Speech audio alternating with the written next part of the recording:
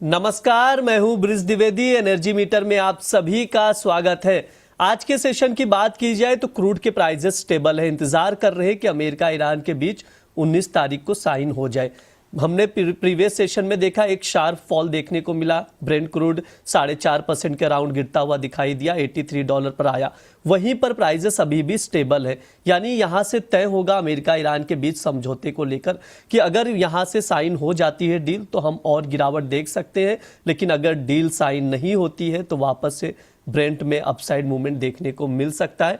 पूरे बाजार की निगाहें इस वक्त अमेरिका ईरान डील पर लेकर टिकी हुई है। क्या कुछ अपडेट वहां से निकल कर आते हैं। इसके अलावा नेचुरल गैस की बात की जाए तो वो भी प्राइसेस डिप हुए थे, 300 के नीचे या उसके करीब करीब ट्रेड करता हुआ दिखाई दे रहा है। तो ऐसे में ट्रेडर्स क्या रणनीति बनाए, क्या डिप में खरीदारी करें या यहां से शॉर्ट कर सकते मौजूदा भाव से, ये तमाम सवाल हैं। सभी सवालों के जवाब लेंगे। हमारे साथ जुड़ रहे इंटेलिसिस वेंचर्स के founder and CEO Amit Suresh Jain ji. Sir नमस्कार, स्वागत है आपका द बोनस में।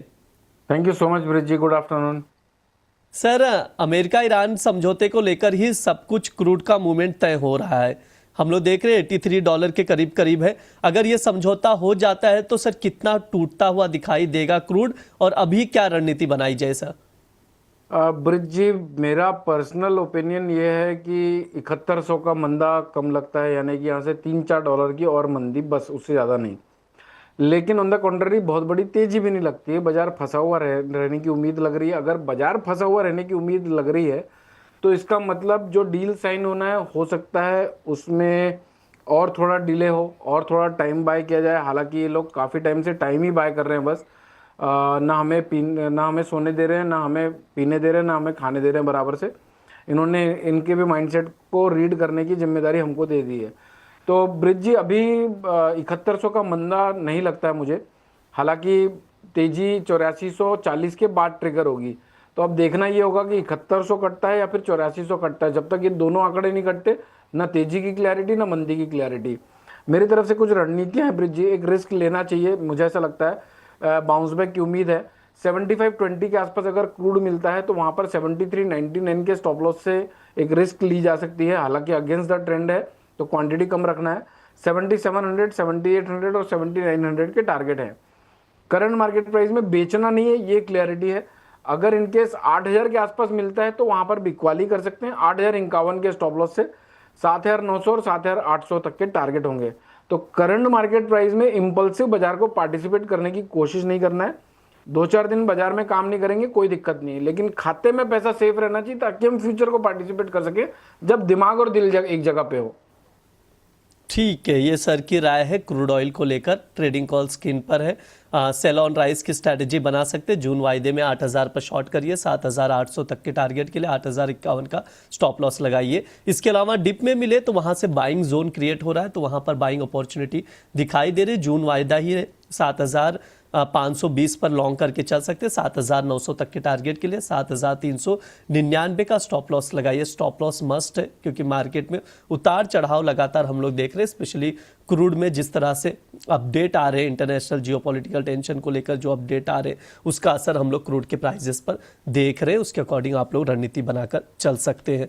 सर नेचुरल गैस पर भी व्यू दे दीजिए। 301 पर नेचुरल गैस इस वक्त नजर आ रहा है, क्या किया जाए सर इस वक्त? टेक्निकल चार्ट क्या कह रहा है इसका?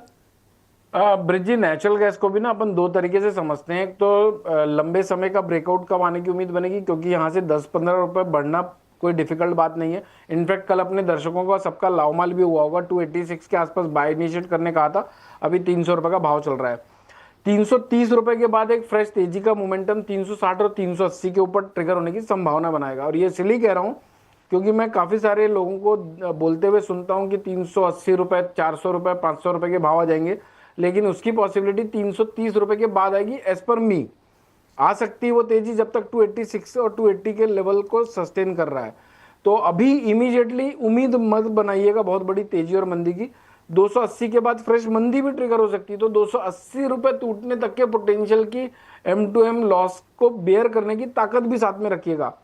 तो कहानी का मतलब 380 और 330 और 280 डिसाइड करेंगे बड़े चैनल को ब्रेकआउट देने के लिए। इमीडिएटली बात करूं तो 306 रुपए के ऊपर एक बुलिश मोमेंटम 320 रुपए तक का ट्रिगर हो सकता है। और 293 के नीचे की क्लोजिंग इस वीक की 280 और 270 तक भी टूटने के लिए मदद कर सकती है। तो ये अभी शॉर्टर और लॉन्गर टाइम फ्रेम के हिसाब से मेरे ख्याल से अपने दर्शकों को ये पता चल गया होगा एनजी में क्या करना है क्या नहीं करना है। मेरी तरफ से कुछ रणनीतियां होंगी ब्रिज जी। 293 294 के आसपास मिले तो 288 90 के स्टॉप लॉस से बाय किया जा सकता है। 300 रुपए, 303 रुपए, 306 रुपए के टारगेट्स होंगे।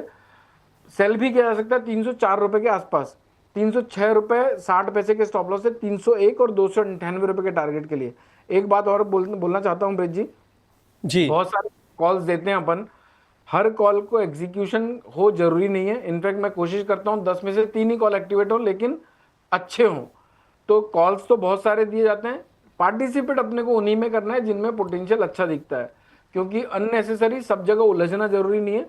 बाजार में जब भाव आएगा तभी काम करेंगे, ये आप लोगों को सबको सीखना चाहिए चीज।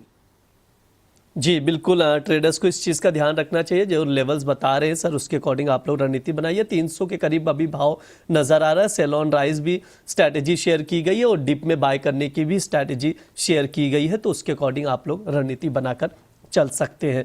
समय भी हो चुका है सर, डिस्क्लेमर दे दीजिए।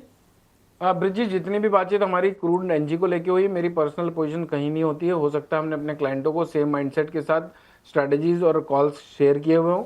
जो भी पोजीशन बनाते हैं आप अपने फाइनेंशियल एडवाइजर से संपर्क करने के बाद ही बाजार को पार्टिसिपेट करिए। पास्ट परफॉर्मेंस फ्यूचर परफॉर्मेंस की गारंटी नहीं देती है। जी सर, बहुत बहुत शुक्रिया सर आज की चर्चा में जुड़ने के लिए। Thank you so much Brij ji, good day. ये हमारा एनर्जी मीटर शो है। इस दौरान क्रूड ऑयल और नेचुरल गैस पर हम लोग विस्तार से बातचीत करते हैं, उसके फंडामेंटल डिस्कस करते हैं, साथ ही टेक्निकल चार्ट भी डिस्कस किया जाता है। कुछ टॉपिक्स भी रिकमेंड किए जाते हैं जिन पर आप लोग नजर बनाकर चल सकते हैं।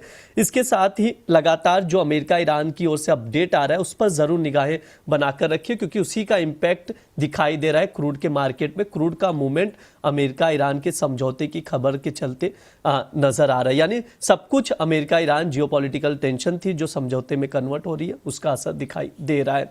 तो इस पर आप लोग जरूर नजर रखिएगा। जो भी अपडेट आ रहे हैं, द बोनस लगातार आप लोगों को अपडेट पहुंचा रहा है। फिलहाल के लिए शो में इतना ही रहेगा। आप लोग बने रहिए द बोनस के साथ। धन्यवाद।